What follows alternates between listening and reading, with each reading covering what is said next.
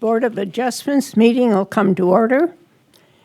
And we will start with introducing ourselves to the public. Ryan Baker. Brian Flowers. Donna Cook. Kathy Slagle. Frank Lamia. And if you'll look over the minutes from December 16. The only thing I see is in the absent, Anil was not here either. You don't show him present, but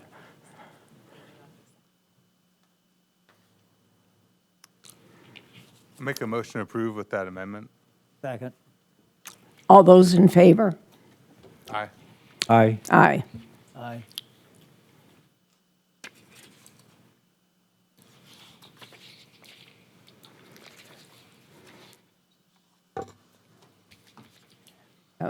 The first agenda item is BOA 24.11, public hearing to consider the request of owner Jason LaSource for a 15-foot front setback variance, a variance for an accessory structure 10.5 feet forward of rear building line and a 5-foot side setback variance on property zoned R2 medium density, single-family residential district.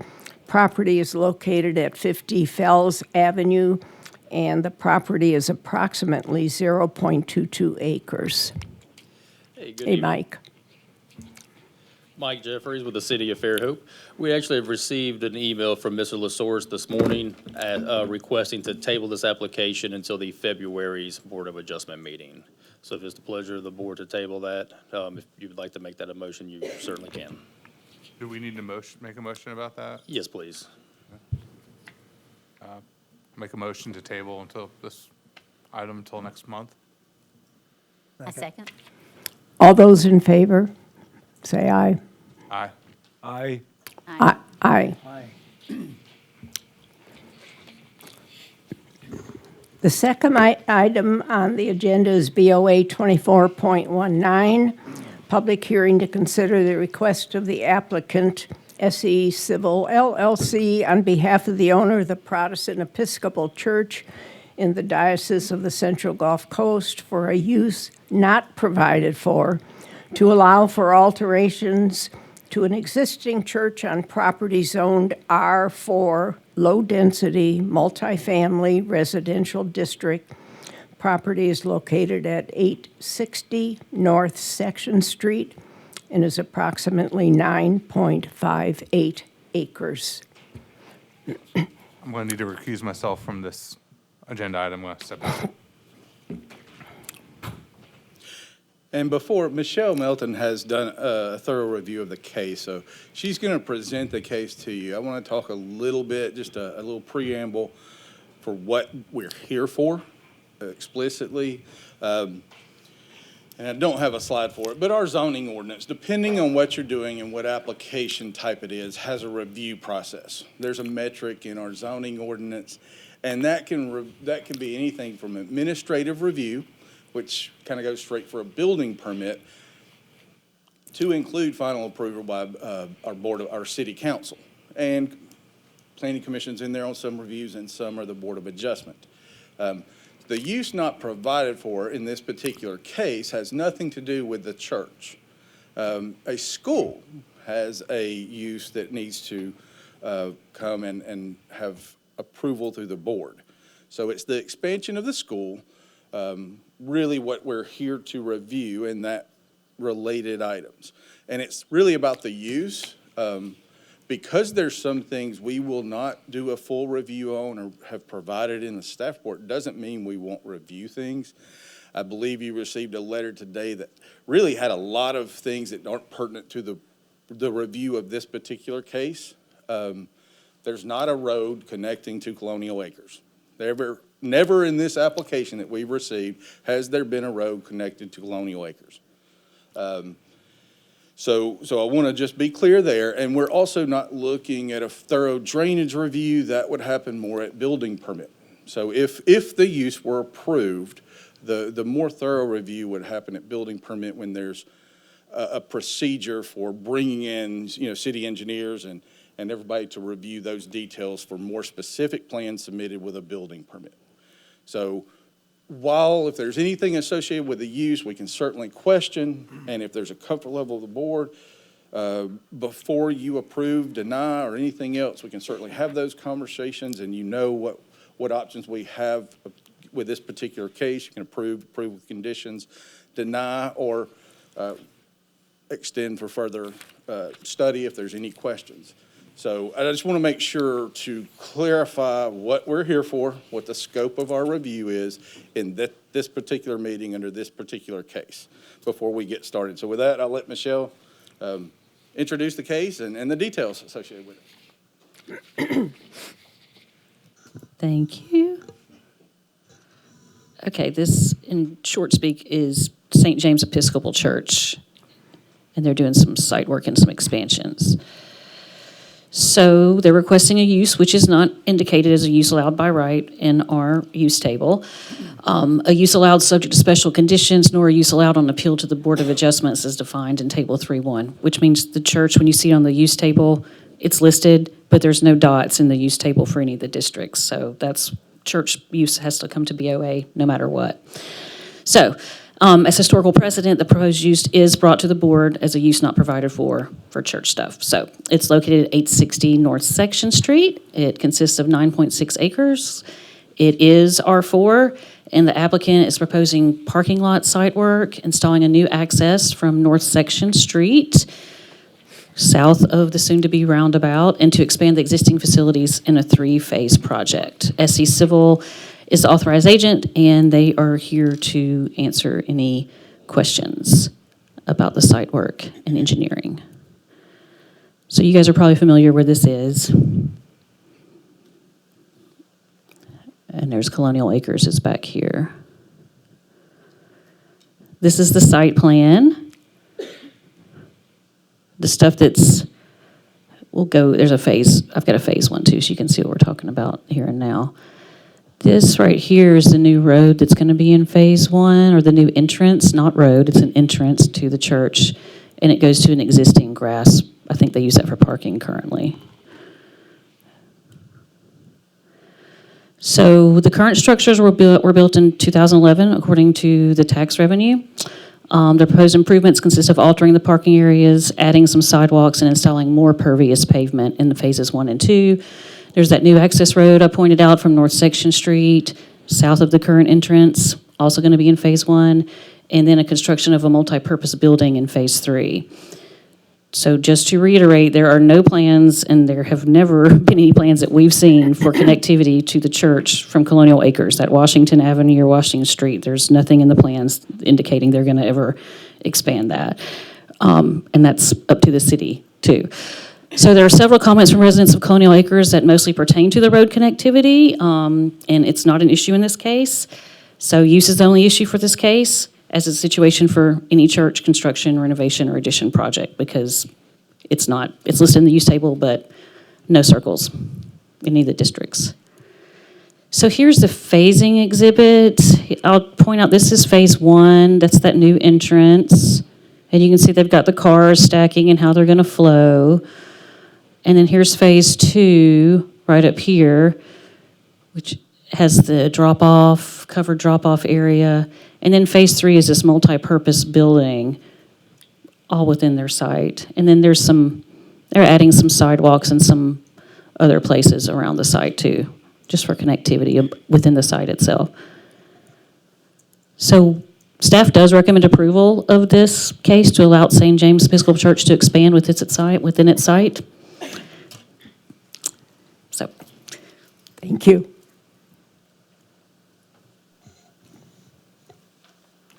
The applicant is invited to make a presentation.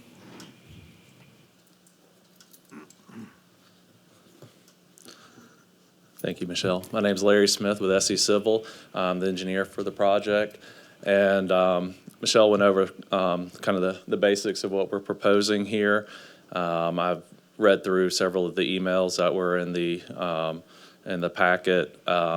As she stated, there is no intent to connect over to Colonial Acres. I believe, very early on schematic where we were showing different options and whether or not they'd be feasible or not was put out there to the public, not by the city, but by other means. And that's where that idea came from. After our initial conversations with the city, they said that that wasn't going to happen. And so that's why what we presented to y'all doesn't have that. So there is no intent to connect through over to Colonial Acres. So that was the first thing. I also saw some comments and questions about drainage. We do have an increase in impervious surface, and so we're proposing underground detention that's going to take care of that within our storm system. So we're not going to be releasing any more stormwater. Our stormwater actually goes through our site and then heads into the Triangle property. There was some question in there, or the way one of the emails was worded made it sound like our runoff was running through Colonial Acres, but Colonial Acres actually flows through the same drainage way that we flow through that goes onto the Triangle property. So we will be managing our stormwater runoff. Other questions or comments that I saw within those emails was about, buffers. We are following the buffer requirements, or submitted a landscape plan within our packet. Any trees that are removed are going to go through the proper process with the City of Fairhope arborist and horticulturist to have those trees permitted to be removed. There were some other things, obviously, we're not proposing to do as far as, there's questions about parcels that the church owns, wanting them dedicated to Colonial Acres. The church owns these parcels, but we're not developing those right now. And so, obviously, we're not going to give those parcels, they're not going to give those parcels away. So with that, I'm here for any questions that y'all may have. I believe we've addressed within our submittal what the concerns we've seen to date are, and I'll be happy to answer any other questions that y'all may have or the public may have. What do you see as the timing for Phase 2 and 3? I'll let the church speak to the timing of those. I know Phase 1, they're ready to get started on. They're doing pricing sets on the future phases, so I'll let the church respond to that as far as the timing goes.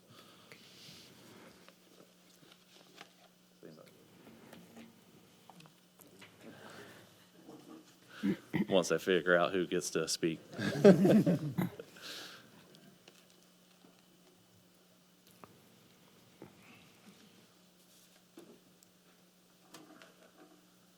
I'm sorry, I'm Reverend D. Freeman. I'm the rector at the church, and I actually, for the first time since I've been with the church, didn't realize if I was supposed to speak or not tonight. So, but as far as planning the phases, we are still currently in the active phase of raising money for it.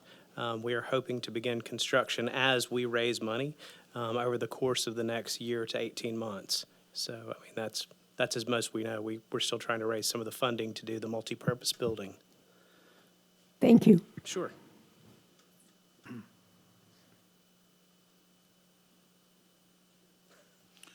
No, before we get started on, before we get started on questions, there was one other concern, but within some of the letters on, and not all of the property, but I do believe one or two lots owned by the church is in the original subdivision. And there were some questions about whether covenants in that subdivision, and what's allowed, that the city does not enforce covenants. So your use is only about the use, and the expansion of the church is what we're here for. That doesn't negate, there's maybe potentially, I don't know what those covenants say and what limitations or allowances there may be. That doesn't mean that don't have to be followed, but that's kind of we call it civil issue between two property owners or multiple property owners within under the same declaration of covenant. So I just want to be clear of what we're doing here and how that relates to those covenants. It doesn't negate. Those lots are not in play here, right? That's That's correct. The drainage doesn't No. touch it at all? Okay. No. So if you look on this slide here, You see the yellow highlighted boundary, that's what we're developing within right now. You see to the east of that highlighted boundary, there's what you see as a right-of-way, Concord Drive. And then there's 2 lots immediately to the right of that, and that's the 2 other lots the church owns. I don't know if you can see my pointer on your screens up there, but these 2 lots here, the other 2 lots that the church owns on the other side of an unopened right-of-way. We're not developing or doing anything with those lots. They're not even part of this application. And so, Does the work you're doing affect those lots in any way? no. No drainage through them? Nothing? No, the drainage actually comes, again, if you can see my pointer, the drainage comes through here. You can see the difference in the coloration of the trees. That's where the existing drainage pattern goes. Our drainage will all be handled up here, and it interconnects into a storm system that currently discharges, right through here. So, yeah, we're not doing anything. We'd have to cross right away to do anything to those pieces of property, and we're not touching them at all. Thank you. At this time, we'll open the public hearing. Anyone interested to speak, come up to the microphone.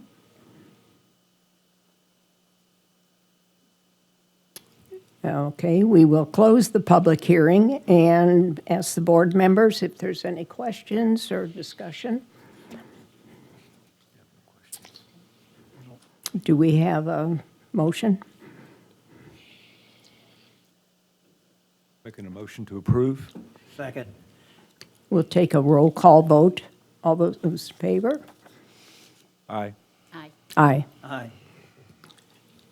The property is approved, and a grant for the not provided in the article has been approved by the staff.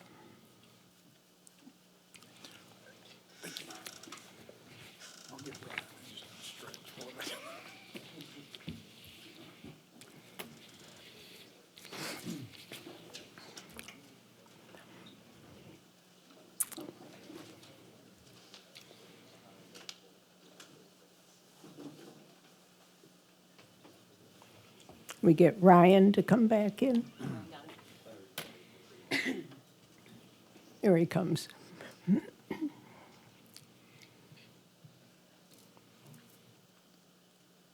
Next item on the agenda is BOA 25.01,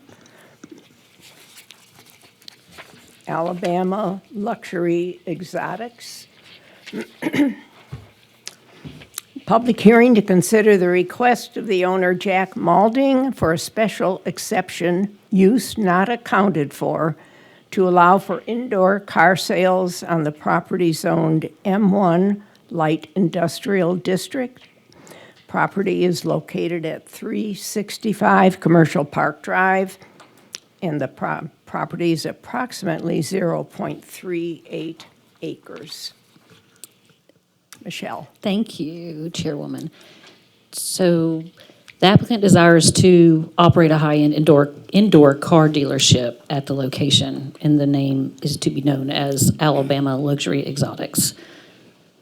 Should this be approved? And like Ms. Slagle mentioned, it's 365 Commercial Drive. There it is in yellow. And the M1.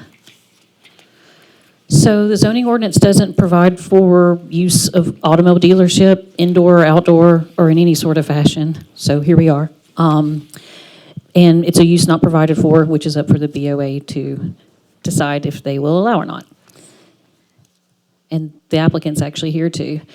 So the light industrial district, it's intended to provide a suitable protected environment for manufacturing, research, wholesale establishments, which are clean, quiet, and free of hazardous or objectionable emissions, and generate little industrial traffic. Industrial parks should be encouraged, and the location should be in accordance with comprehensive plans. So the proposed use of indoor car dealership has been reviewed under the proper criteria, and the proposed use complies with said criteria. Most of the area is developed already, as you can see. There is one parcel south, directly south, which is vacant currently, which may require more buffering if and when it's ever developed. This is what the building looks like at 365 Commercial Drive, and this are the proposed conditions for the site plan once applicant gets there. And staff recommends the Board of Adjustment to approve this request for an indoor car dealership as a use not accounted for at this location. Thank you. At least I did receive one question. Just to be clear, there's nothing in this approval. We didn't have conditions because we're emphasizing indoor car sales. There's no allowance for Right. outdoor storage and Indoor, display indoor, of indoor. cars Yeah. for sale. It's all to happen indoors and enclosed. Not a repair facility, not a. No repair. Initially, it was thought of some detailing services and things like that, but that was even taken out of the equation. Yeah. So this will be more exotic cars stored in the back and being able to show them from the front, but nothing allowing the sales and display of those vehicles outside for sale.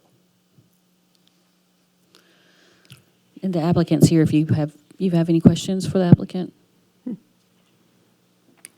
The applicant is invited to make a presentation. Good afternoon. I'm Jack Malding. The proposed for this, I appreciate that, is all indoor car sales, luxury exotics from Audis, BMWs, Rolls Royces, Aston Martins, Porsches, Lamborghinis, McLarens, all high-end luxury exotics. It is going to be indoor. I'm from California. I've lived in Charlotte, and a lot of cities, this is a beautiful city, they're going to indoor facilities, not huge car lots. I want to bring basically selling a lifestyle. And so I've proposed between 10 to 15 or 18 cars, I think it was, to be stored inside. There will be no detailing. That was shot down pretty quick for chemicals license, and I'll do an off-site detail, but it is going to be a luxury exotic car dealership, all indoors. Thank you. Thank you. At this time, we'll open the public hearing.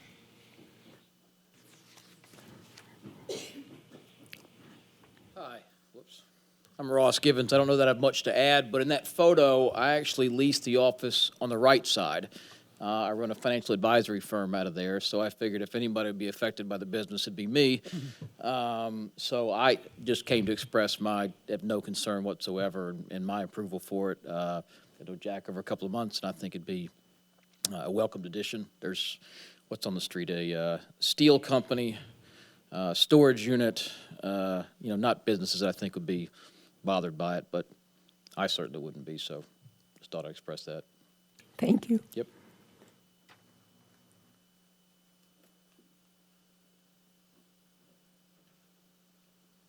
Hey, my name's Clint Martin. I own the property just to the south, the next developed lot to the south. And I don't have any objections to that. I had a question. If you do approve that, would that open, and I understand it's indoor for this, would that wouldn't open it up for outdoor later if someone else strictly indoor forever and ever, amen? So this use would be applicable to this applicant. If somebody came in with exactly the same plan, we'd probably approve that business license as well under the same conditions. But any outdoor sales specifically would have to come back to the Board of Adjustment for approval. That's why we limited the intention of what we're presenting here to indoor. So does not not saying get- it couldn't, but it would have enough more review and a chance Correct. to see what's being Yeah, proposed. I think it'd be a great addition to the neighborhood. Thank you.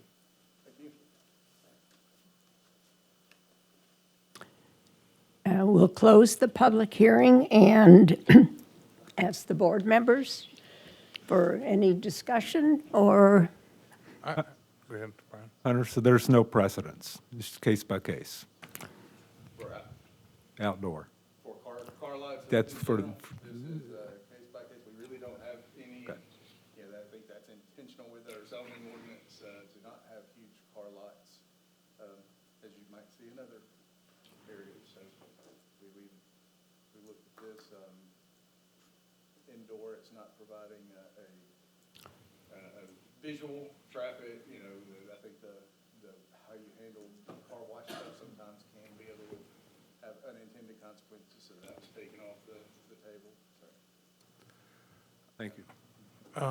This is in the M district, so does this need to go past the Industrial Development Board as well? There is no formal review of that board. I didn't hear from anyone.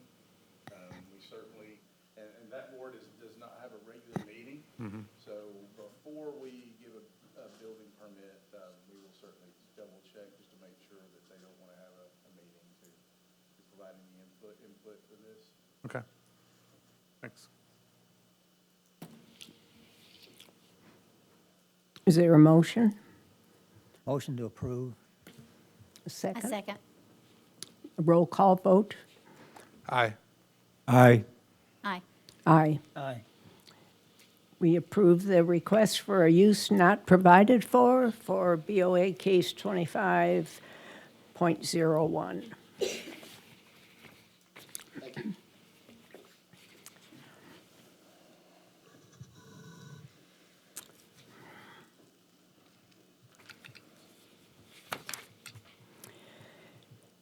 The next agenda item is BOA 25.02. Public hearing to consider the request of the applicant Cadre Engineering on behalf of the owner Corty Cave Mitchell 1 LLC for a special exception, use not accounted for, to allow for 13 additional in-car dining parking spots on property zone B2 General Business District. Properties located on the northwest corner of Highway 181 and 104, Lot 7, approximately 0.99 acres. And we have a staff member, Mike, Yes, to ma'am. explain the item. Yes. So you stated that, Will, this is a use not accounted for 13 in-car dining options, and we'll get into a little detail in just a second. It is Lot 7 of a fairly new subdivision at the corner of Highway 104 and Highway 181. On your screen on the left, you can see the zoning map, and on the right is the current aerial. Currently, the site is undeveloped. None of the parcels outside of the publics have been developed yet. This is one of the first that could potentially go through.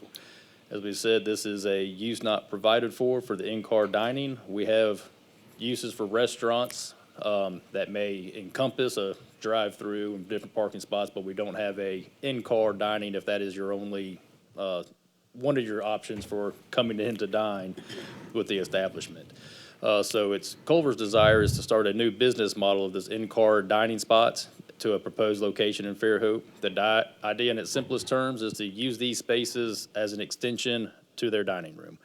Citizen orders from a smart device, and the food is brought to the car with the intentions of the patron eating inside the car. On the right side of your screen is just one of the potential options that they provided for the signage for these parking spots. Here's a site plan with the layout. You can see there's a proposed building with the normal parking spaces on what would be the southern side of the location. The site plan is not locked in by no means, just an illustration provided by them. Then there are the in-car dining spots on the northern side. The labeled digital menu signage, I believe it's going to be those hard plated signs that you'll just order, scan a QR code potentially, go to their website, order, and then have that food brought to your table. The hard thing for staff to kind of work around is how are these spots not going to just end up being additional parking spaces for the restaurant itself? And Mike, just there is, some cities do not have parking maximums, they have parking minimums. The city of Fairhope in our zoning ordinance, as most of you know, does have a parking minimum as well as a parking maximum. You can do 20% over the minimum required, and that's the upper cap. So I think, Mike, just want to make sure everyone is aware of that, and we're kind of fearful that this is just an attempt to get around that and sets a precedent that others can do the same. 'Cause there's nothing stopping someone from eating The in their in-car- car right now. The in-car dining spaces, you're saying, go over the cap, then if. That's, So looking at this site plan, we didn't have the square footage. I know we've spoken with them before on the parking they were needing, how to work out that design without the square footage on the proposed site plan.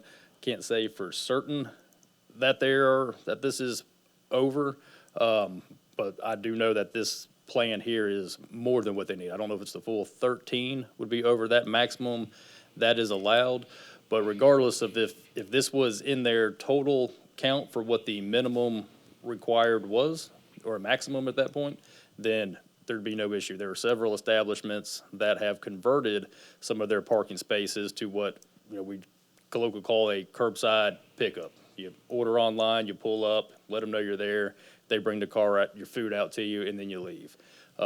Culver's is putting this as they're trying to get people to come in, park.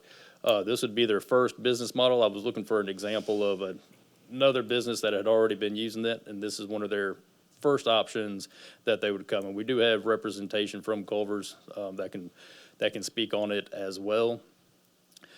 But as I said, staff doesn't review this as a separate use. A separate restaurant, a similar style to what would be a Sonic, would be the one that comes to mind right off the top of the head, where there is no dining inside the building. There are parking stalls, you pull in, you order from a menu, then you choose whether or not you're going to sit there or whether you're going to leave. Using the Sonic model, there is, I think, 3 tables that are outside seating, and there's additional parking spots that don't have drive-up menus provided for that area. But with this being associated with an actual brick and mortar, come inside, sit down and dine, it's hard to distinguish this from being an actual separate use from the restaurant use. And as it was stated, just an extension of the dining room for them. How do you all determine parking and stuff for the Sonic then? Like, because That would be if we had one, that Sonic has been here, couldn't tell you how long it's been here. I don't know what the requirements were when it was built.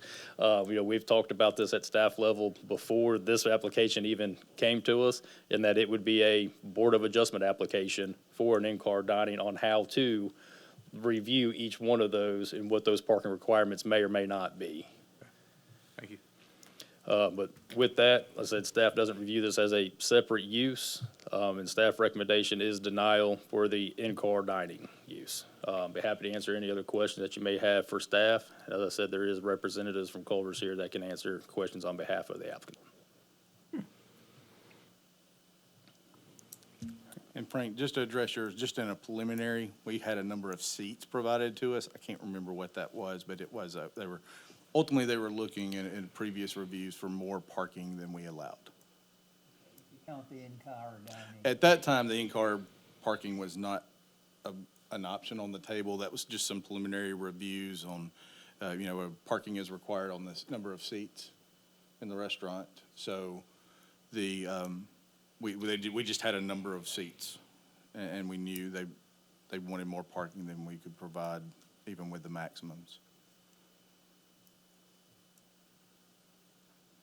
The applicant is invited to make a presentation.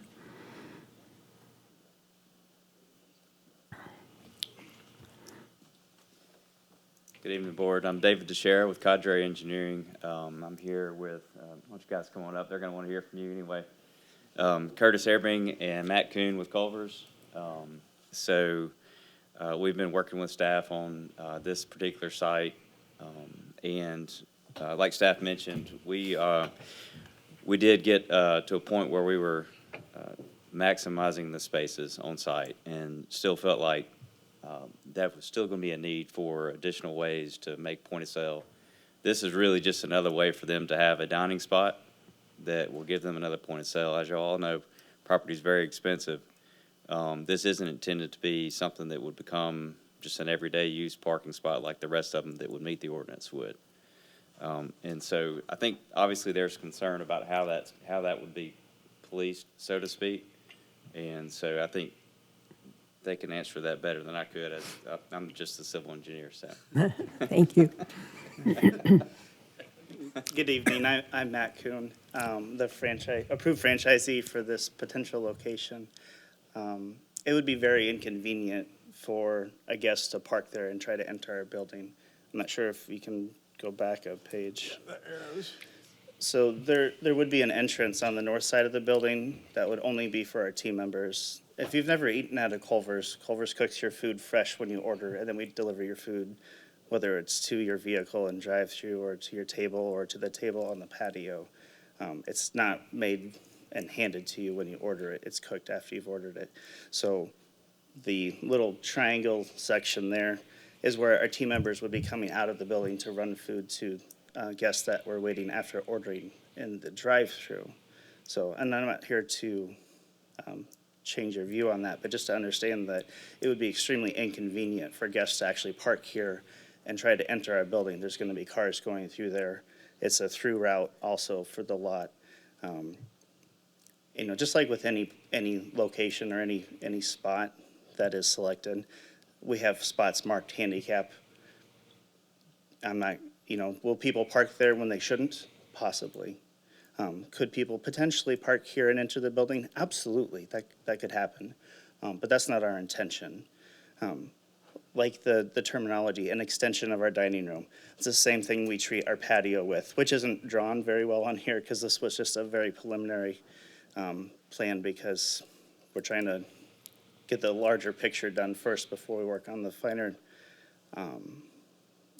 details, I guess. But an extension of our dining room allows us to have more seating, okay? We're limited on the number of spaces for parking, so this allows us to have and serve more guests that choose to eat in their car. I'm not sure if you've seen several people, they'll go through a drive-through order and then go park in the parking lot and sit and eat in their car. This is offering a similar experience, but they don't have to go anywhere. We're gonna bring it right to them. If you remember back in the drive-in days, like a bellhop or a car hop where you'd be on roller skates or whatever, serving the guests, that's kind of the intention. And that's our heart with it, is to help guests and offer a different way of service. Culver's whole personality is different than than most fast food. So I'm not sure if you've experienced it or not, but yeah. Do you have any questions, I guess?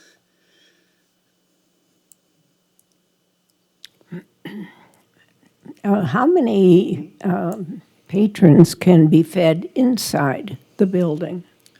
If I remember correctly, we have seating for 103 people. If this thing is 103, is that right?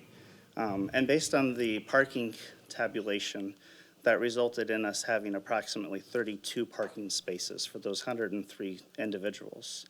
Not to mention our staff, which is about 20 to 25 persons at a time. Because in the city code, there's no provision for staff. It's just purely on seats at a table. Is that correct? That's correct. Yeah. So it's, and in looking at Fairhope, there haven't been many freestanding restaurants built that are providing all of their own parking. Most that are built are part of a larger development with large parking lots that use a shared use, I think, as how that was described before. But we're kind of an island here as our own self and trying to provide the best use for our guests in the most convenient manner. How is this in relation to the public's overall, like where does this fall in relation to that larger parking lot? It's an out parcel of that, so there's, as you know, most of that, But are the you gonna public site was done before it was in the city, and there's a surplus of I think parking he's asking on how any the- given how day. this building is oriented. Yeah, like do you access from the public's parking lot? That would be correct. So like, I guess, in theory, there could be overflow, like people could park over there and walk over, like, Potentially. you know, as an overflow potential. So, of my name- parking. And we tried to encourage that with working with internally, like you said, most shopping centers have kind of a shared parking. Yeah, well, it'll definitely arrangement. help with your staff at least, Yeah. probably.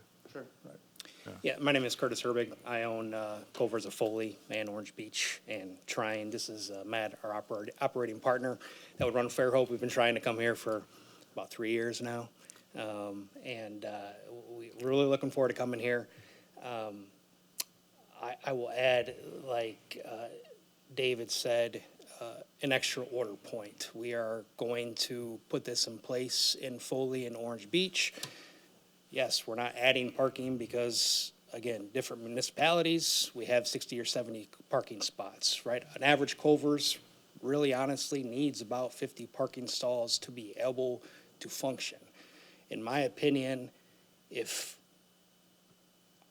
I believe Culver's is innovative along with Chick-fil-A, and by denying us extra order points with very limited parking and what we're able to do on what our business model is, I think would be very similar to, you know, denying on a Chick-fil-A a second drive-through lane or a third drive-through lane. That's what they do, and that's what they're known for. And you know, Culver's originally started with just in-car dining. That's how Culver's originated in 1984, and until the mid-90s, that's what it was. And all this is a simple QR code.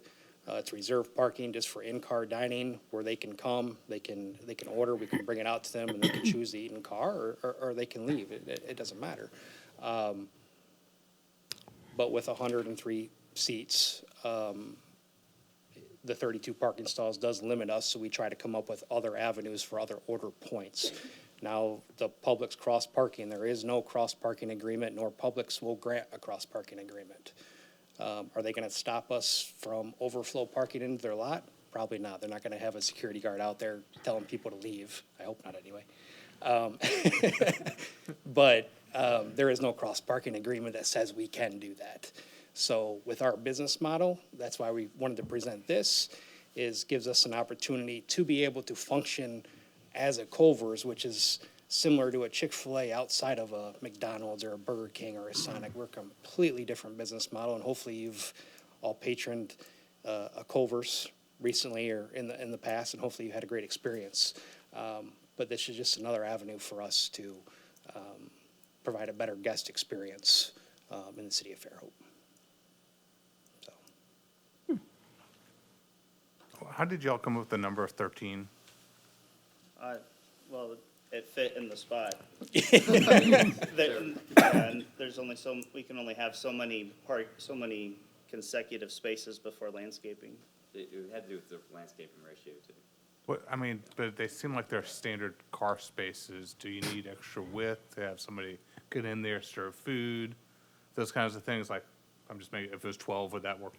You know, what was the idea of these houses were just I could fit that many in there in this? It had to do with making sure we were still keeping the other ordinances in place, like the landscaping ratio, the standard parking dimensions, that sort of thing. It really wasn't, there wasn't a magic number to. Yeah, we didn't say we need 13. It just, it fitted in that spot. I mean, it's, I would say that it's definitely negotiable. I would say, you know, I would imagine we'd probably want it probably at least 8 or 10, but 13 just happened to fit in that spot. Have you all done this? You said that Culver's did this previously a long time ago. That's the model, Yes. business model. So Yes. do they have a method or, I mean, as a national brand, like, this is how we set this type of thing up? Yep. Has it been done in other locations It nationwide? is in process, and we do have documents from corporate, which CFS, that in the signage company that's through CFS that has designed this whole, it's just not us just standing here and saying this is what we want to do, and then we're going to go to Culver's and we're going to ask if we can do it. All this is already made, it's already set up. We just need to go ahead to be able to do it. Do they have standards though? Like, that's why I guess I'm asking, like the parking space size. I know I've worked on other restaurants and stuff. They say, oh, you need X to make our standards fit. Do they provide you with anything like that that relates to this? Not to this point, no. Outside of signage, how would you prevent people from parking there and then going in the store? Well, the objective is, because the main entrance is on the other side of the building. Right, they'd have to There walk is a around the door building. for team members to run orders. If you've been through a Culver's, you pull forward. We cook food fresh, we bring it out to you.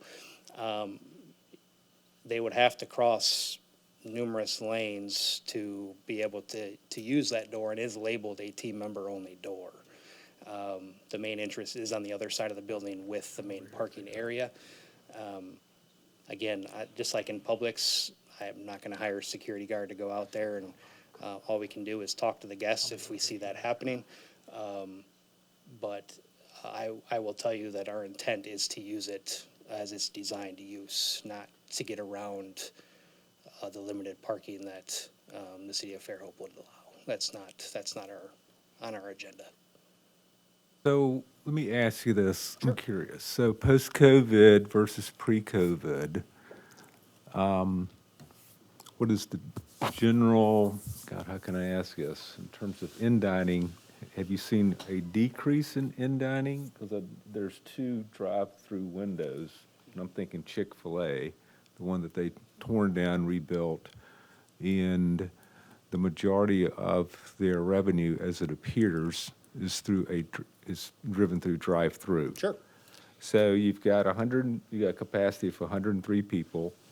What is that, 25 tables, four chairs to a table or something like that? I'd have to give you an exact Yeah. count, but So- give or take. And I'm just, this may be a bad example. So let's just say you're running at 85% capacity pre-COVID. So now there's more intent of the consumer to do more of a pickup and drive. Mm-hmm. So I'm just trying to figure out what's going to be the main revenue stream.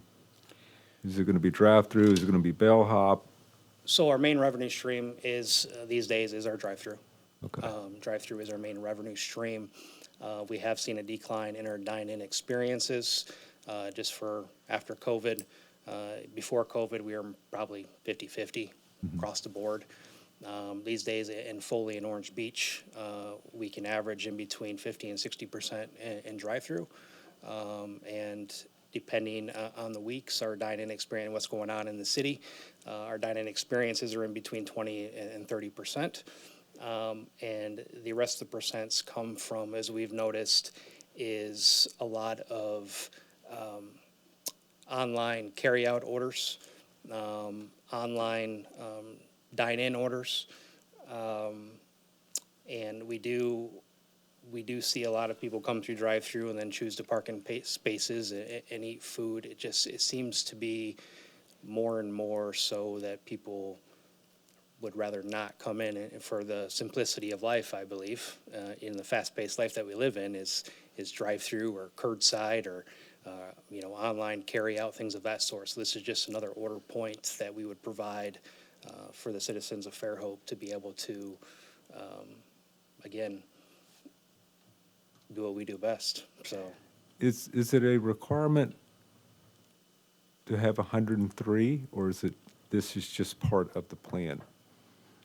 Is it a requirement from Culver's franchising system? yeah, so we have what we call an M model. We have an L model. We used to have an XL model, which is just the square footage of the building. We don't do XLs pretty much anymore because dining experiences are getting less and less. We don't need all that extra seating. So most restaurants are the L standard build type. We use a company that custom builds all the equipment and furniture and everything that Culver's were to use. So they're all pretty much exactly the same. So we can order, they can prefab them, and then we fit them in. But we went with an L rather than M due to the fact that we needed more parking spaces. Okay, this is my first time experiencing all Sure. this, so some of these questions, I'm just trying to Oh, absolutely. So obtain the fact. Can you make the footprint smaller and have less in-dining and then more parking, or? because of how the It's parking based on, table is. parking is based on seating. So Okay. they propose how many seats, we tell them how much parking they can have. And there's a minimum, and then anything over that is capped Okay. at 20% over, it has to be impervious. And to give you a little insight of how my brain works, so when we were told originally 32 parking stalls, that's with a 20% overage. We wanted to figure out another point of sale, and that's why we were requesting this. My initial thought was, okay, well, we're just gonna put in bar seating in the patio, and we can put 50 more chairs out there, and guess what? We can gain our parking if that's what we want to do, but that's not what we wanted to do. We wanted it to be able to benefit the city and then benefit us as well, what are some different avenues that we got together with corporate, and this is what we decided to do, and that's why we're here today. And that is a common, we actually do like the outdoor seating and encourage people.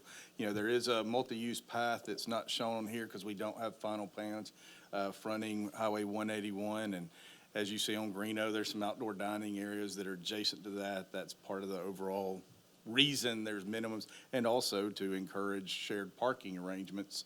So we don't have seas of parking, you know, that are there for those peak hours or peak days throughout the year in the case of a larger shopping store, or maybe hours during the day for a restaurant, and we have just seas of unused parking the other times. So, you know, that was not Culver's, you know, they have no control over that. That was the previous developer that chose not to look at that shared parking arrangement, but there's plenty of parking in the public's lot. You know, so all of the lots here would have to follow those same guidelines. So, you know, potentially the solution is more on the owner's side of those shopping centers and looking at, okay, if we want the partners that are going to help us draw attention to our stores and have a good partnership, that they maybe can rethink some of those shared parking agreements. Highly encourage it, and want to kind of put that out on record. That's what we've kind of encouraged and let them know, even as they were doing the subdivision, this is going to be a limitation for anybody that comes in. If you don't, you know, think about some shared parking now, when and this is not the first preview we've looked at, I guess. We haven't had any other applications for the out parcels here that have exceeded the parking, but there's been other folks that have discussed it. So that's kind of the parking does apply to all restaurants around the city, and I know the few that I've been around have met that requirement. There's been a dozen or so in the last 5-6 years that have met that requirement. So, you know, that just a little more feedback. Thank you. Yeah. Is there any way that if they converted some of these 13 places to regular parking, do they still go over the maximum limit?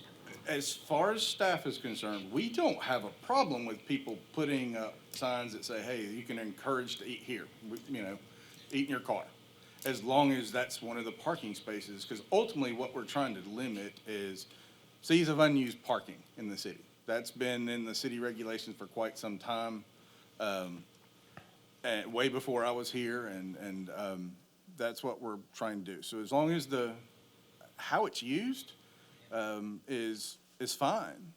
We're looking at a use here just to add a point of sale and more spaces.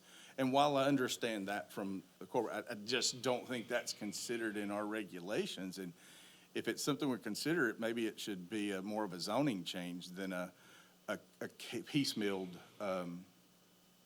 use, you know, that's unaccounted for.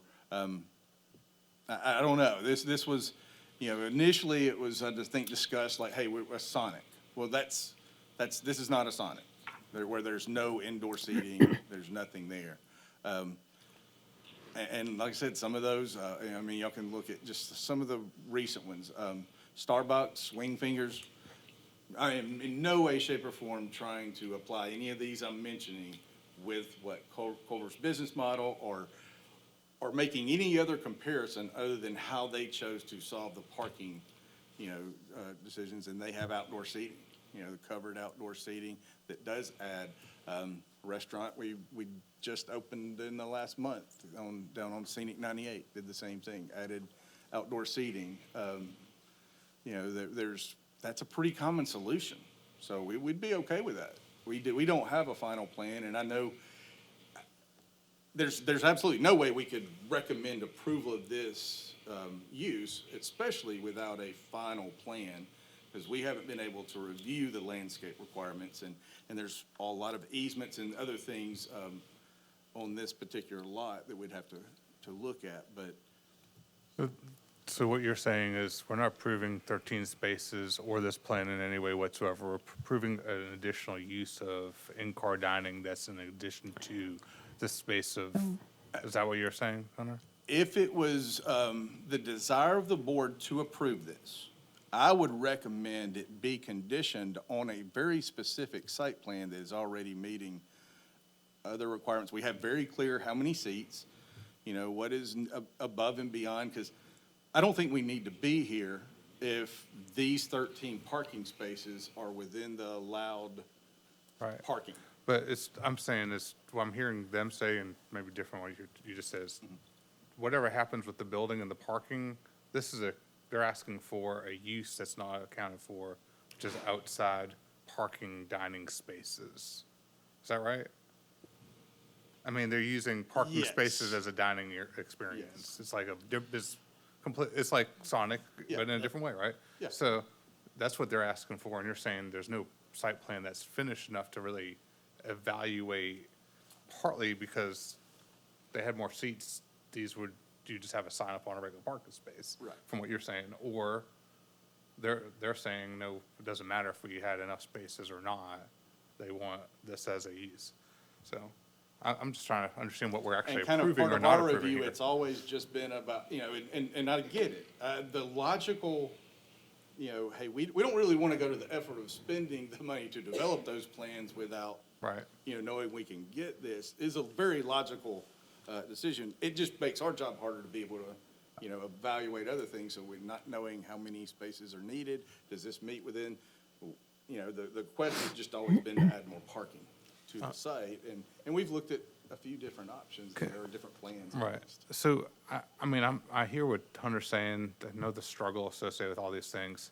It's kind of hard, like even Brian and I were just talking, like where does the bellhop go? It's tight for them. They're just as much of danger as somebody else walking across the other way. If y'all had a corporate document that shows this is how y'all are moving, it's like there's a lot to it that seems like if you had something more that showed this is how this would work as a corporate model, it's easier to approve this as a different, in my mind anyways. I don't speak for the board. I'm speaking for myself here. We do have something like that, but usually those parking stalls are actually reserved, which we're already incorporating that into our 32 parking stalls, but our curbside and delivery pickup usually is on that side of the building. Therefore, there is a way and marked asphalt and marked concrete to where that employee then has access to get out to those vehicles. But we are incorporating that curbside and delivery pickup into our current 32 stalls. And the reason we wanted to do this in-car dining is out of over 1,000 restaurants in the United States, Culver's is at now. When I first started, by the way, we had less than 100, so it's been around for a little while. But there is not a Culver's in the system that has been approved with any less than 40 parking stalls without a cross-parking agreement from, let's say, a Publix or something like which we do not have in place. So when we got with CFS, this was another area, so we said, okay, well, we can push this in-car dining. That's another order point that'll give us those extra spots to be able to have those order points to what we do with our tablets and things of that sort is more functionality versus not having any parking. Yeah, I think what we're here for is more of the use than the number. I kind of even hate we threw out a number there with 13 now because it seems like maybe we're hung up on that. That will all get defined like Hunter's saying. If it were allowed, that all gets defined when the actual site design happens.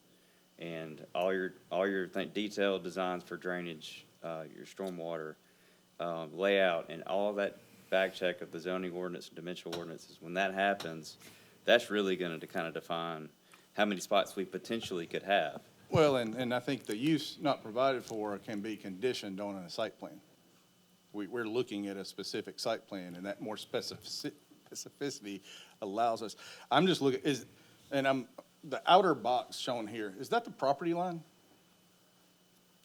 Yes. Now, So- keep in mind, that may not be all to scale everywhere. I know where you're going with the easement there on the sidewalk. Yeah, Yeah, there's. that's something that we've got to work through for sure. So how can you say we're meeting landscape without being able to do that? Because another component overall, reducing the parking, especially impervious and things like that, is, another big component is making sure we have enough landscape. You know, that we have more requirements than most cities, but that is a very Fairhope specific regulation that I don't think anybody wants to do away with. No. So I'm just looking at that, and that's less than 20, and I think that's what, 28 feet? For the sidewalk and trees out, I think it's 26. 26, and then there's some buffer requirements. You know, there's drainage got to be done on site here. And I know we Right. just had one that took up a pretty good portion of the site, so. We would have proposed underground, that's right, yeah. So, well, and, you know, those are all questions that can be answered. We just cannot recommend approval of a use that doesn't have the details with it, when it could have a far-reaching, components. If everybody else just comes in and says, hey, we want that in-car dining, we can't police it, we can't be sure it's gonna be used that way, but we want it. I mean, that's unfortunately the simple. I can tell you Answer? from the review from staff, the 13 spaces, that really didn't come into play. We're looking at is an in-car dining as an accessory use to an established brick and mortar building, and an accessory use that we think is something that could go here on this site. Whether it's a Culver's or it's a hardware store or somebody you can drive out and pick up tools for just a dine-in, a pickup spot for additional parking and additional area marked off for that. Staff didn't see any support for how to be able to accommodate that without that being converted into just additional parking spaces going forward. So looking at the site plan as is, can see, like Hunter was mentioning, there's some flaws with the site plan that conflict with additional regulations and requirements. The 13 spaces conflict with our tree ordinance. It requires a minimum of 12 spaces before you get to a landscape island. The parking dimensions, I don't know what the parking width of the stalls are. If there was a more complete site plan, this came in and it said they were requesting 2 in-car dining spots. Staff's recommendation would still be for denial as that being an accessory use to the building. So I don't want to get hung up on the number of spaces or anything, or the site plan specific as it is, because that was just a general site plan, as they mentioned, that may not be to scale, may not be showing it. So we could spend an hour talking about what potential other requirements of this site plan that has nothing to do with the in-car dining spots at this moment. I guess when I was asking my questions, I was thinking more like the Sonic model, okay? For if we have a company that comes in here that presents a business model as doing something completely different than our zoning ordinance is set up for, that's why I would come to the Board of Adjustments. I was trying to understand if there was some validity from the corporation that matched the business model, that matched the request. Right. They would have a reason for that, that would have a reason to start talking about this. But what I understand what you're saying completely, and what you're, you know, it doesn't match any of these things, and we don't have anything solid to build off of, and that's why. So, I mean, that's where we are right now. I'm just, you know, and the site plan thing is, obviously, there's 100 questions on the site plan, but. We requested an example and were told that there was not a current model that Culver's was operating that utilized this. Not with that extent of spaces, that's correct. Yeah, So so we- as Kurt mentioned, there's provision, most restaurants have 3 spots for that, right? But we're looking forward to beyond that, to have additional spots, to have it as a service point. What you don't see on the picture, if I go the right way, it says proposed building. There's outdoor seating. We have outdoor patio, and we can add more seating to that to the extent of what we're allowed to with landscaping, but that's not really what our proposal was about here. It's really more about the use of the space in addition to the predefined spaces that we're allowed for within the parking table limits. For us to add another parking space, we have to add 6 more seats. For us to add 4 seats in a car, that was 1 car, and 4 more guests that we could serve. So you see the difference. We can serve more people still in a smaller footprint than if we were to add on 6 more seats to have them have a place to park. If we, I just want to go through our options as a board. We recommend, we approve, we can recommend denial or table it, right? If we deny, it's a year before they can come back? 6 months, or is it? A year. It's a year? A year. 6 months? Thought it was a year. I will have to make just sure. wanna We have a make sure lot of that- applications, so let me double check. I want to make sure you all understand as well. And we appreciate that. Like Kurt said, we've been working on this for over 3 years. It's a passion of ours. We're not trying to do anything outside of the ordinary for the town and the community. We love the community. We love the charm of it. We want to extend that. We want to continue with our building. We're not trying to push outside of that in any way. We're just trying for a use that was undefined. Right. And the number of spaces, like you said, it's just more than the individual 3. We want to expand that to have additional service points for it. I believe the time frame for reapplying, the 1 year is if a variance request is denied, then it's a 1 year. Okay. I don't believe there's a time frame for a use not provided for on coming to an appeal for that. Thank you. That's what I wanted to clarify. I think it follows that same section. I think I've asked this before, and variances, have you pulled that up? No, variances, never mind, that's permit and acting upon it within, if approved. Sorry, reading our zoning ordinance on the fly. That's okay. You don't have it memorized? I'm just kidding. Unfortunately, there's so many pages, and this is a very specific question depending on the application. I was real excited until I turned the page about the parking requirements. I got some of the parking stuff memorized, but some of the other stuff I don't. Right. Does anybody else have other questions? I feel like I've been doing a lot of the talking. You have a good question. It is a year. It is a year. Yes. Final decision of the board.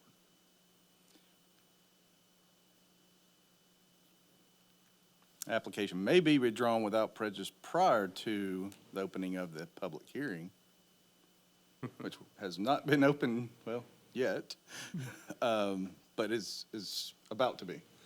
So, of course, can be tabled one time by the board, and then if any applicant is willing, can keep being tabled, as long as the applicant is. Well, this is not about number of parking spaces. This is about use not provided for. It is. I think the effect, what is the effect of that? Is my recommendation that with a use not provided for, like I said, if this was in the limitations of the parking, and we were not looking at increased parking numbers, Right. I don't think we'd even be here. It was presented as an attempt to get more than our minimum allowed parking. Okay. I don't know what the number is. If the number is 30, they could have 30 spaces, it's a parking space. It's also used for in-car dining. Okay, so if they refined this plan, came back with a parking layout that was within our zoning ordinances, and they said, we want to use 5 of these spaces for in-car dining, we wouldn't. I don't think that would have even escalated to the point of coming to the board. The spaces, per my understanding of the ordinance, are not defined as far as the use of the space. So there's a minimum, and then the 20% overage. And So this use is very much tied to going above the, maximum allotted. There's even some parking, there's 3 parking spaces here for buses. We don't have that's against our zoning ordinance. It has dimensions for parking spaces, and those are not required. I don't know if that's still interested, but that's not within our zoning ordinance to allow those. All that increases the impervious or pervious, whichever one, but can reduce the landscape. So, this is, just to get over the parking maximums is something we can't support. I think that would be better reviewed as a planning commission, city council, if somebody wanted to look at that use as a zoning amendment change that would be allowed by all. That's not what we're being asked to do. That's correct. And to be clear, we don't, we understand Culver's, if it's their business model coming at it, don't take this as, we think you're trying to get one over. Right. Don't take it all because. Not a personal. Because we're looking at the next 15 applications that we get for a restaurant right. coming in, and here's a, And if I'm just being honest, we Pass go. really want to come to Fairhope. I love this town. Before I moved here, if I would've known about Fairhope, I probably would've moved to Fairhope, but I didn't know if Fairhope existed when I first moved here. And I think there's a hill to climb, and I just think the hill to climb, it's easier hill to get a shared parking agreement, and I think that benefits that whole shopping center. If somebody can get the Publix folks to They understand have that. zero, Oh my it's zero gosh, yeah. interest because Have you they're in worked with they're in Publix? the same boat. Yeah. If they open. I've worked on a shopping center where they absolutely did a shared parking agreement. And it's another jurisdiction, but they absolutely did, because they wanted to be there and they wanted it to be successful. And just keep in mind from our standpoint with the 32 stalls, with our meetings with CFS, which is Culver's Corporate, without a cross-parking agreement, this wouldn't even be here today. Their concern was with the in-car dining and the way that Culver's is working towards the future. Without that added in-car dining, it doesn't have to be 13 stalls by any means, but without that in-car dining, if we made 5 or 10 of those stalls out of those 32 parking stalls as in-car dining, it's not an approved site. So again, we try to think out of the box, and this is what we came up with. And it will be used for its intended use.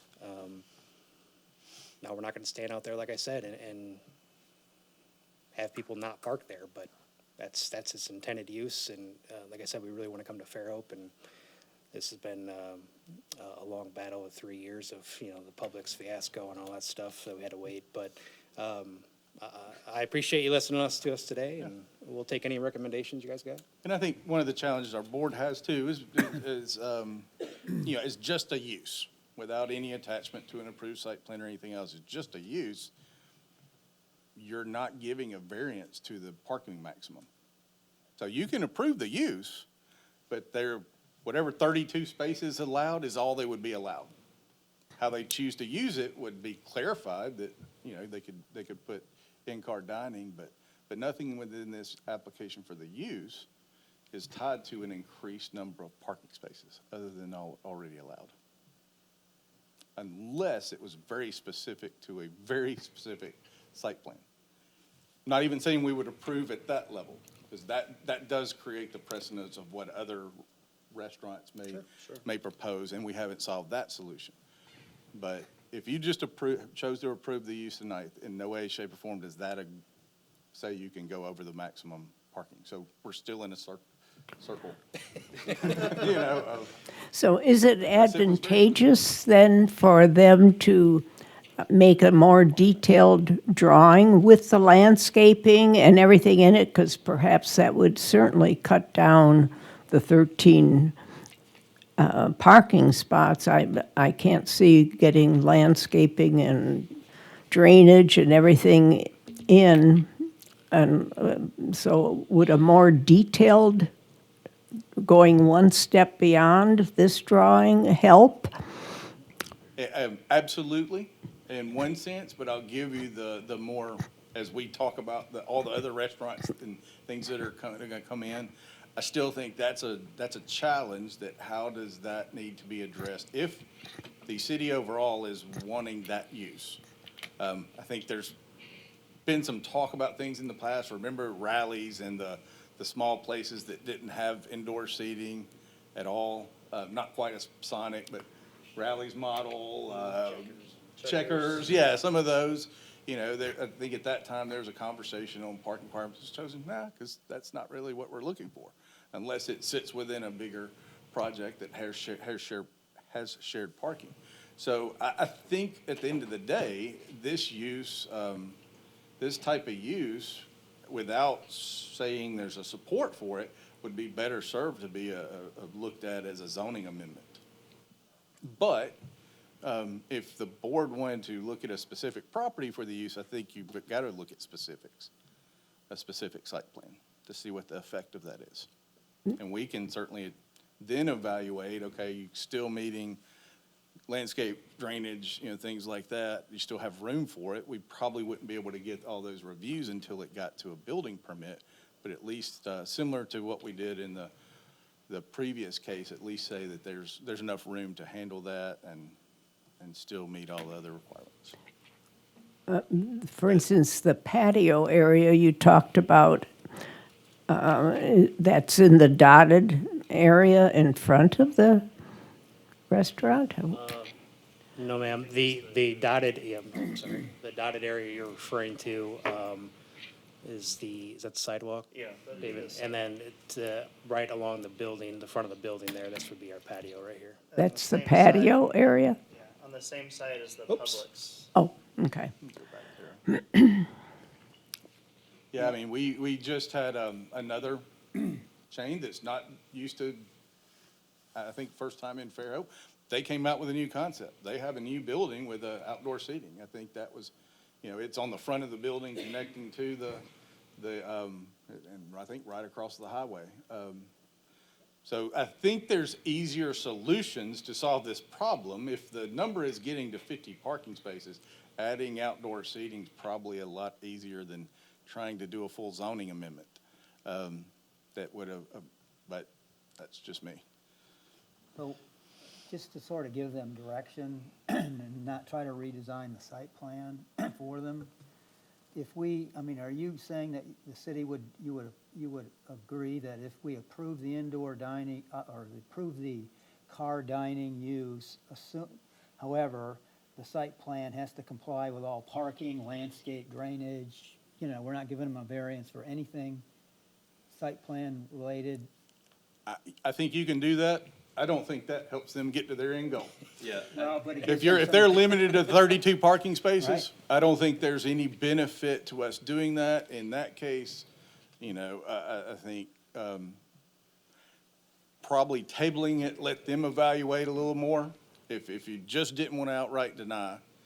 And then if they find other solutions, let them go that route and we can drop this case. Do that. Yeah, I think Table it. that's what our desire would be, is just go ahead and request the table and let us work on more details and with staff and decide to come back if there's a more workable solution. That way there's not as many questions maybe next time that we end up with. There's just a lot of unknowns. Where are we on the order right now? We have not opened the public hearing. Okay, that's what I was So asking. that's a good thing.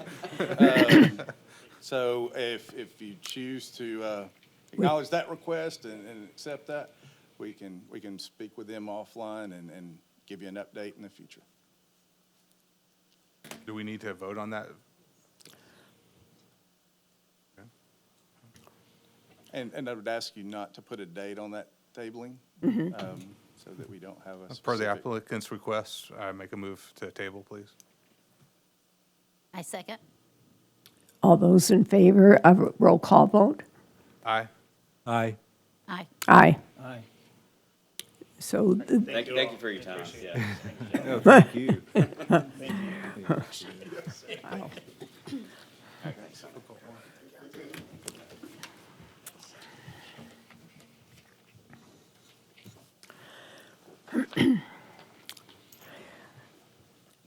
next case is BOA 25.03, public hearing to consider the request of the applicant, Sweet Home Chiropractic, on behalf of the owner, Tim Hogan, for a special exception, use not accounted for, to allow for a professional medical office on property zone B2 General Business District located at 68 North Bancroft. Mike. Good evening, thank you. So as you said, this is for Sweet Home Chiropractic at 68 North Bancroft. This is another case where it's a medical office and the zoning ordinance only allots for a hospital or a clinic, then a clinic, professional medical office. Those will come to the board for approval. This currently, the current building contains also a lawyer's office, a musician's room, and an artist studio. This particular business has been operating in this location for several years without a business license. Just a little background is that the city has a code enforcement officer for revenue that has been recently hired, I think within about a year ago, that is going around and is helping the city find businesses and coming across some that are just didn't realize a business license was needed. Maybe it had lapsed, maybe it expired, but is getting a lot of those caught up. So there's a potential of seeing more of these applications coming in from finding, multiple tenant buildings that are leasing out individual rooms inside of these that, the city, at least planning staff, without review was unbeknownst to that. Also point out that, just because they've been operating is not just a stamp of approval moving forward. We are doing a full review on these for if it complies with the zoning ordinance and any other regulations of the city. On the screen, on the left, you can see the zoning map. This is at close to the corner of Equality in North Bancroft. On the right side is the aerial, and it's a little small on the screen, but to kind of break it down, like I said, there are multiple tenants inside this building. I broke down some of the tenants that are in the portion of the building where this chiropractic office currently is. That is on the southern portion of this. The northern portion that is at the actual corner of Equality and Bancroft is what is Soul Bowls. So there is that and a couple actual other business under roof before you get to the portion of building that we're actually looking at specifically today. So when you see the site plan on screen, you'll wonder why it's not an L-shaped room. And that's because it is just the southern portion, the bottom portion of this building on the site. And I did not include that it was in your packet. There's the yellow highlighted that showed a breakdown where it had a shared lobby, shared bathroom, and then the individual offices where those businesses are operated. So it's a use not provided for. Staff does not see any issues with the proposed chiropractic use in this area. It is zoned B2 inside the Central Business District. Several uses inside that current building. We do not see any issues with this evening. So therefore, staff does recommend approval for the use on appeal for the clinic known as Sweet Home Chiropractic. If there are any questions, I'd be happy to answer those on behalf of staff. Thank you, Mike. The applicant is invited to make a presentation.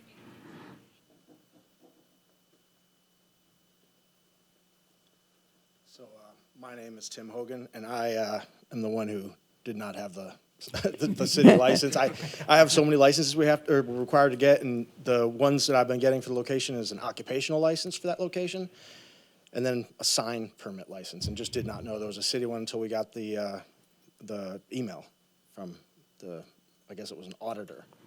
So I'm sure there's other people getting located. You are not the first. Yeah, so that's my fault. So just was unaware.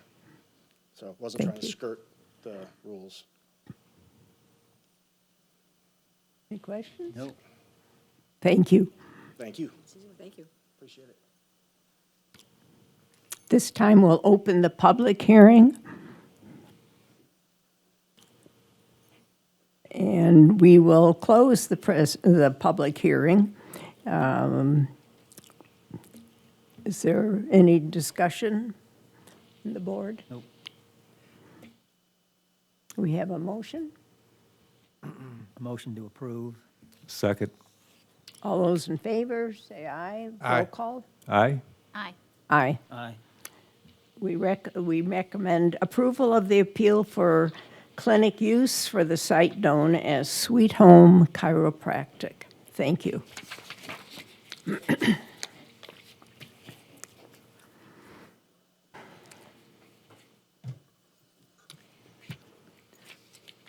Next item on the agenda, BOA 25.04, public hearing to consider the request of the applicant Dewberry on behalf of the owner Brian Metcalf for a special exception, use on appeal, to operate a restaurant on property zone B1, local shopping district. Property is approximately 2.06 acres, located to the east of the terminus at Sweetwater Circle. Thank you. Michelle. Thank you, Chairwoman. And Dewberry's here, as is the owner. This is where it's located. It's off of Scenic Highway 98. That's what it looks like when you're passing by. And most of the approach is county zoned. It's this part that was annexed in somewhat recently, but it's city zoned, so most of these are county. This right here would be the terminus that we speak of, and these are the 4 parcels that were annexed into the city, and they were annexed in as the preserve at Sweetwater. So restaurants in B1 districts are permitted only on appeal and subject to special conditions in our use table, which is right here. Can't tell what a restaurant is, but it has this little indicator down here, which is permitted only on appeal and subject to special conditions. And a little bit about the B1 local shopping district. It's intended to provide for limited retail convenience goods and personal service establishments in residential neighborhoods, and to encourage the concentration of these uses in one location for each residential neighborhood rather than scattered all around town. And restaurants in the B1 zoning district may be permitted only on appeal to the Board of Adjustments and may be subject to special conditions. And no drive-throughs, which this does not have. So it's currently 4 vacant parcels at the end of the Sweetwater Circle. They were annexed into the city in April of 2006 in ordinance number 1299, and then a later subdivision case created the preserve at Sweetwater, which is this slide right here, 2276. So you can see there's 1, 2, 3, and there's this common area that was part of that subdivision. So on December 2nd, 2024, the Planning Commission recommended approval of the request for the rezoning from R1 to B1, because when you get annexed into the city, you're automatically de facto R1. So they requested to go from R1 to B1 on December 2nd, which the Planning Commission approved with the following conditions. This also continues to City Council as well, so the Planning Commission was the first step. They made a recommendation to City Council to approve with these conditions. And the first one being to replat those 4 lots, because they're going to be building across those lot lines, and memorializing the buffers and easements to be recorded with the Baldwin County probate. There were buffers and easements that were part of that subdivision. Subject property, it shall be restricted to a restaurant use only and subject to approval by the Board of Adjustments. If it were to be another use, then it's going to have to start all over again for that use. So it's for restaurant only. If they wanted to change it to something else, then it's going to go through the review process again as another use altogether. The hours of operation is for dinner only, Wednesday through Sunday from 5 to 10. There are 234 seats proposed, including outdoor benches where dining is actually not provided, but people can hang out there until they go inside. And there's an ancillary building for storage. So garbage will be collected by a private vendor. Riviera can provide electricity. Water, sewer, and gas can be provided by Fairhope Utilities. This is just a rendering. Pretty pictures. These are the elevations, proposed elevations of what it would look like. We do recommend approval with conditions of the appeal to allow restaurant to operate in this B1 zoning with the conditions. The appeal is for a restaurant use only. Planning Commission recommended approval with those 2 conditions. And the most important, well, not most important, but it has to be a restaurant. If it goes somewhere else, it has to go additional review process. So it also is going kind of in tandem with City Council. It'll be heard first read next Monday in City Council for the zoning change. So that's got to happen too. So regardless of what you guys got to do, that's got to happen as well. So if they decide not to do that, then dies. So, and Dewberry's here to talk about the site. Yeah.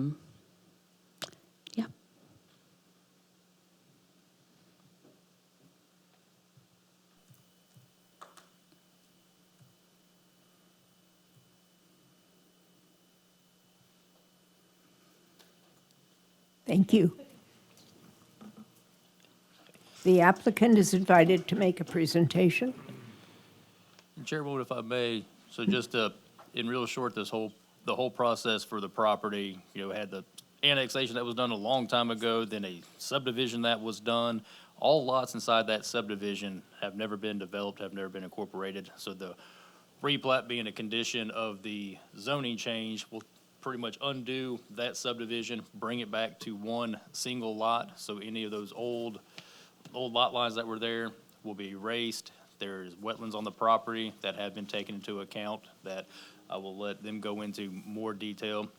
But in the site plan, it does take into account where those wetlands are, the wetland buffers in the areas that are in place. So the current business, as you may know, had a little fire, and that building needed a new location to go to. Found this location. We have been working with them on site plan, this process of how do we get to this point. So as Michelle stated, there is a zoning change in process that goes to the city council, and this approval is conditioned upon the approval of the city council for that final zoning change. Go ahead. Thanks. I'm Kathy Barnett with Dewberry. Mike stole a lot of my thunder, but I'll repeat it in a different way, maybe not to bore you. But since I have been here all night, I might as well give you my presentation. Somehow I'm always lucky and get to be last. I'm not sure why. So the project is the Supper Club. It did burn back in July, so it's a private restaurant, which is a little different. Small, limited hours, specified. No problems with making that a term of the approval, should the board feel like that's something to protect the neighborhood with.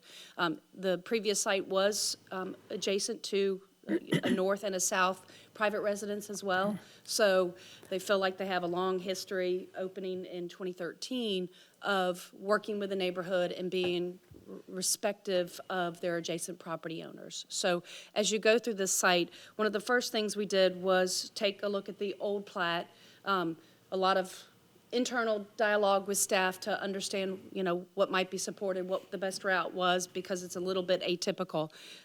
So we redelineated the site. It is a Tai swamp. It is a unique area. It is right there at Sweetwater Branch, so it's kind of neat that they're taking the Supper Club at Sweetwater Branch and actually coming to Sweetwater Branch.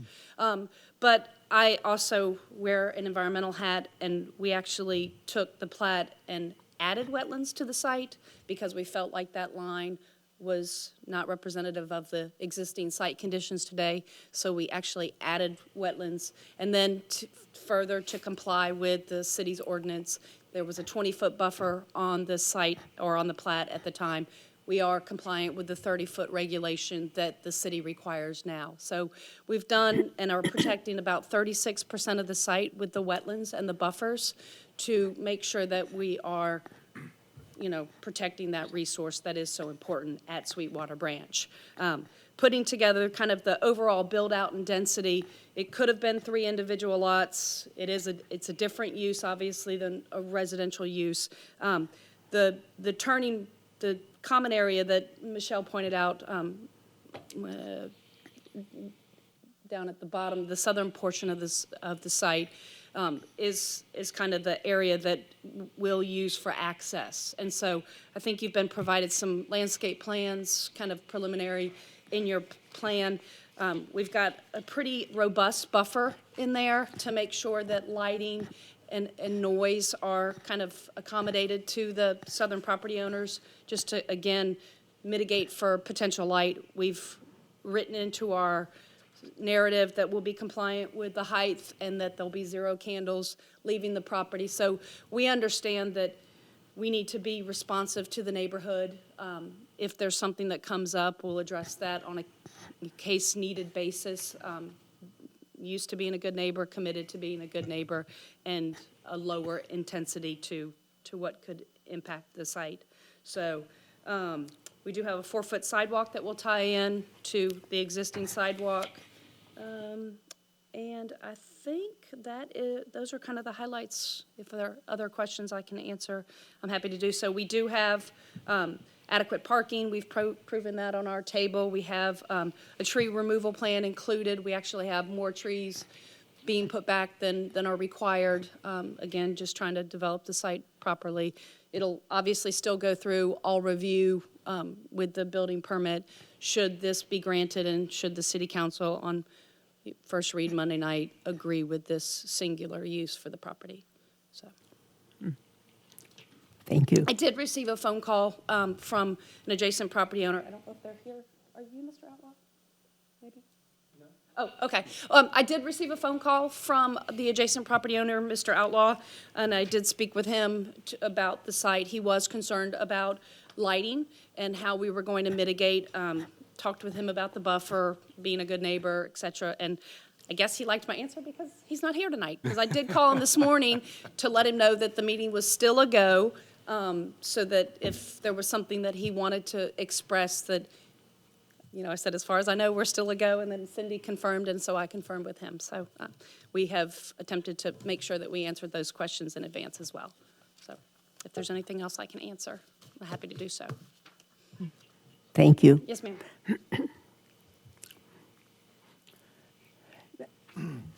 We will open the public hearing.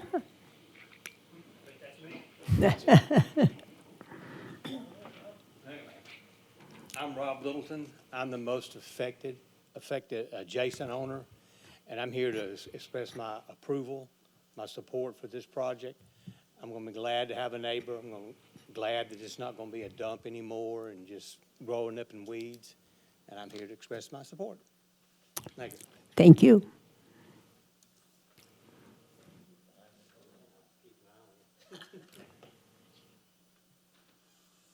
We'll close the public hearing, and board members, I want to make a questions? comment. Your presentation was a breath of fresh air. It really was.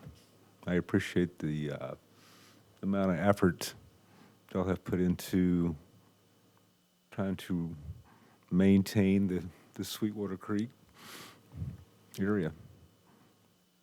That was great. It is. One that we're actually, part of the details of as we get to permits and, some of the details, probably will not have as many trees, because that's one of the critiques that our horticulture's like, man, we probably need to remove some trees to give them enough room to breathe and grow. So that's a good problem. Yeah. We have a motion. Motion to approve. A second. Roll call vote. Aye. Aye. Aye.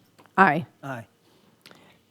We recommend approval to allow the restaurant to operate in the B1 zoning with the conditions. Do I need to mention the conditions? They were presented to you, so they're on record. All right. You might want to clarify the motion was made to approve. Just clarify, who made the motion? I did. Was that with staff recommendations? Yes. With staff recommendations. With staff recommendations. Okay. Those. Perfect. So it was approved with conditions from the staff to allow the restaurant to operate in the B1 zoning.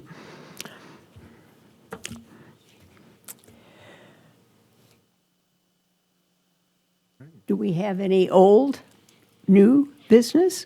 We do not. I appreciate everyone getting out. We were a little concerned. We actually talked to EMA, our police, to make sure the roads were not going to be frozen again. So we think we get through freezing at 9 tonight, so everybody get home safe. And appreciate y'all's time and effort All right, tonight. thank you. And it appears that the application that was tabled at the beginning of the meeting for 50 Fells will be currently the only application that we have for the February meeting. And do we know for sure it's tabled for, We we have- didn't we put a have a- date on it. We haven't Well, for- finalized the month's agenda, so we do have a few that have been tabled in the past, including Culver's Night. So at this time, we have a meeting. We'll let you know. And Okay. the 50 Fells was tabled to the February meeting. That one was specifically for the next meeting. That was the Good. request. Thank you for all your work, Mike, Michelle. Absolutely. Make a motion to. Meeting is adjourned. Second.